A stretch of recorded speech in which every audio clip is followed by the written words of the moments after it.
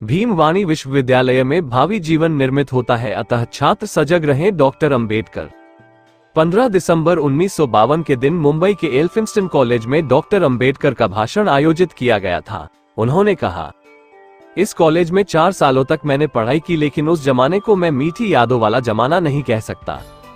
मैं इस कॉलेज का पहला ही अस्पृश्य छात्र था। सवर्ण छात्रों के साथ मिलने बोलने का मेरा मन नहीं करता था। डर के कारण नहीं, मेरा मन सवर्ण छात्रों के साथ बातचीत करना ही नहीं चाहता था। मेरे कपड़े उनके कपड़ों की बराबरी के नहीं थे, उनके व्यवहार में ऊंच नीचता का भेदभाव मुझे दिखता था, इसलिए उनसे दूर रहना ही मुझे पसंद था। आजकल के छात्रों की तरह मेरा कॉलेज जीवन उत्साही नहीं था। मैं इसके लिए किसी को भी दोष नहीं देता। मेरे अध्यापकों ने और विद्यालय संचालकों ने मेरे साथ ठीक बर्ताव किया। उस जमाने के छात्रों में और आजकल के छात्रों में जमीन आसमान का फर्क है। आजकल के छात्र जिस विश्वविद्यालय में पढ़ते हैं उसके कामकाज पर ध्यान नहीं देते। छात्र क्या पढ़ेंगे ये भले विश्वविद्यालय तय करता हो, लेकिन अपने बौद्धिक विकास के लिए जो हम पढ़ रहे हैं वह आवश्यक और पोषक है या नहीं, इस ओर हर छात्र को ध्यान देना होगा। उनके भविष्य का गठन यहीं से होता है। वो राष्ट्र का आदर्श नागरिक बनेगा या उसका जीवन विफल होगा, यह उसका पाठ्यक्रम ही तय करता है। इसलिए विश्वविद्यालय के हर घटनाक्रम की ओर छात्र का सूक्ष्मता से ध्यान देना जरूरी है। लेकिन आजकल के छात्र इस ओर से बिल्कुल ही लापरवाह होते हैं। उनमें पढ़ाई के प्रति गंभीरता और रुचि कम दिखाई पड़ती है। महाविद्यालयों में शिक्षा प्राप्त करने वाले छात्रों की जिंदगी के 4 साल बीत जाते हैं और वे उपाधियां लेकर कॉलेज से निकलते हैं। इसके बावजूद उन्हें नीत्शे, प्लेटो, बेकन, स्पिनोजा जैसे महान दार्शनिकों के दर्शन के बारे में कुछ भी पता नहीं होता।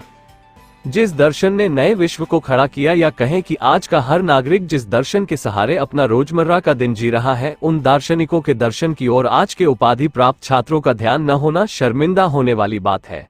इसी प्रकार आज के विश्वविद्यालय जेम्स और चार्ल्स का दर्शन छात्रों के माथे जबरदस्ती जड़ रहे हैं। छात्रों को चाहिए कि वे ऐसी बातें खुद पहचानें और आग्रह करें कि हमें सही शिक्षा चाहिए।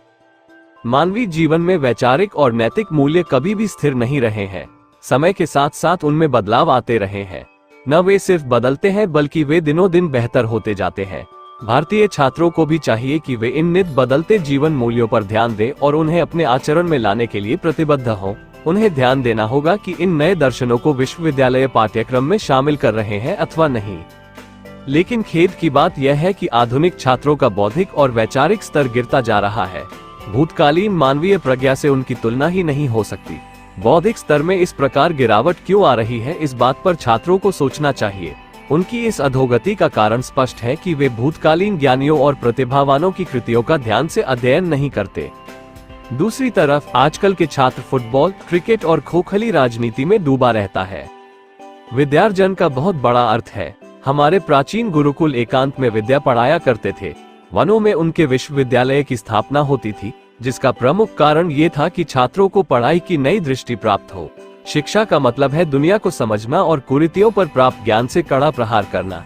इस नए नजरिए से वे सही जीवन मूल्यों की खोज करें, उनसे सीखें। लेकिन आजकल के छात्र खेल और राजनीति में खो जाते हैं और उस दिव्य दृष्टि को प्राप्त ही नहीं करते।